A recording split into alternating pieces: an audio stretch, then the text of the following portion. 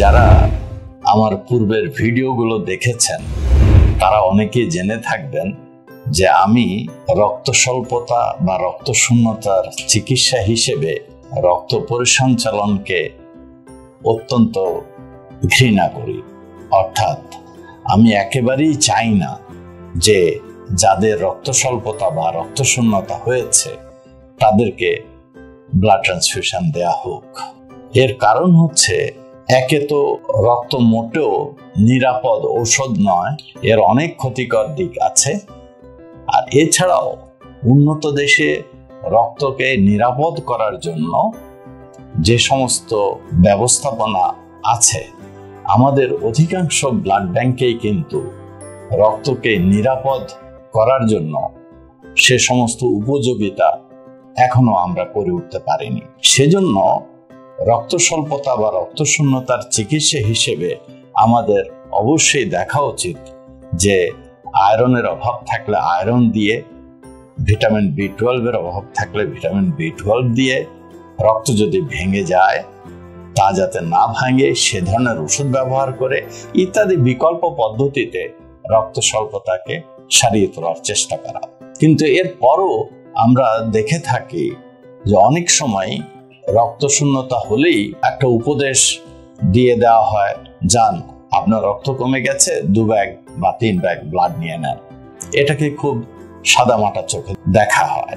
কিন্তু আজকে আমি যে কথাগুলো এখানে আলোচনা করতে চাই সেটা হচ্ছে রক্ত নেয়ার বিপদ।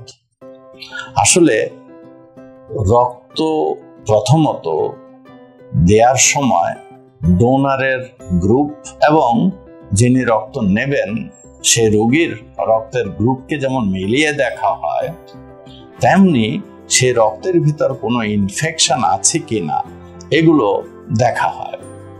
কিন্তু রক্তের গ্রুপ দেখার ব্যাপারে আমরা যেরকম উন্নতি সাধন করেছি, রক্তের ইনফেকশন স্ক্রিনিং বা ইনফেকশন রক্তের ভিতর নাই এ ধরনের নিরাপত্তা বিধান করাটা এখনো আমাদের আয়ত্তের মধ্যে আসেনি। তো সেজন্য রক্ত দেওয়ার পরে অনেক সময় আমাদের একটা বিপদ হয়, সেটা হলো ইনফেকশন। সেটা হলো ডোনারের রক্তের মধ্য দিয়ে কোনো জীবাণু এসে গিয়ে সেটা যিনি রক্ত নিচ্ছেন তার ক্ষতি করতে পারে। এই ইনফেকশন ছাড়া আরেকটা জিনিস বেশ ক্ষতি করে, যেটা অনেক সময় রক্তকে যদিও বলা হয় গ্রুপ মিলে গেছে, ক্রস ম্যাচিং মিলে গেছে, কিন্তু তারপরও মাইনর অ্যান্টিজেন্স বলে কিছু জিনিস থেকে থাকে যেগুলো অনেক সময় টেস্ট করা হয় না, যার ফলে আপাতত রক্তটা মিলে গেলেও পরবর্তী সময়ে এই মাইনর অ্যান্টিজেন মিসম্যাচই যিনি রক্ত নিয়েছেন রক্ত গ্রহীতার অনেক বড় ক্ষতি করতে পারে। আর কি কি ক্ষতি হতে পারে আমরা জানি যে আরো 2-3টা মারাত্মক ক্ষতি হতে পারে, যেমন ট্রান্সফিউশন ইনডিউসড বা transfusion related graft versus host disease. সেটা রক্ত নেয়ার পরে কখনো 1 সপ্তাহ পরে, কখনো 1 মাস পরেও মারাত্মক রিয়াকশন হয় এবং তাতে রোগী মারাও যেতে পারে।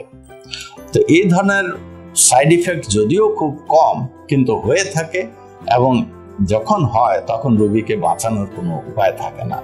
বিশেষ করে নিকট আত্মীয়দের মধ্যে যদি এ ধরনের রক্ত দেওয়া হয় তাহলে গ্রাফট ভার্সেস হোস্ট ডিজিজটা হতে পারে।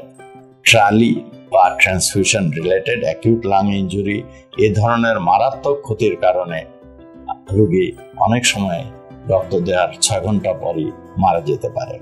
অতএব এত সব ক্ষতির কথা মনে রেখে আমি সবাইকে বলবো যে রক্ত নেয়ার আগে বেশ ভালো করে চিন্তা করে দেখুন রক্ত নেয়া ছাড়া আর বিকল্প পদ্ধতিতে রক্ত স্বল্পতার চিকিৎসা করা যাবে কিনা। ধন্যবাদ।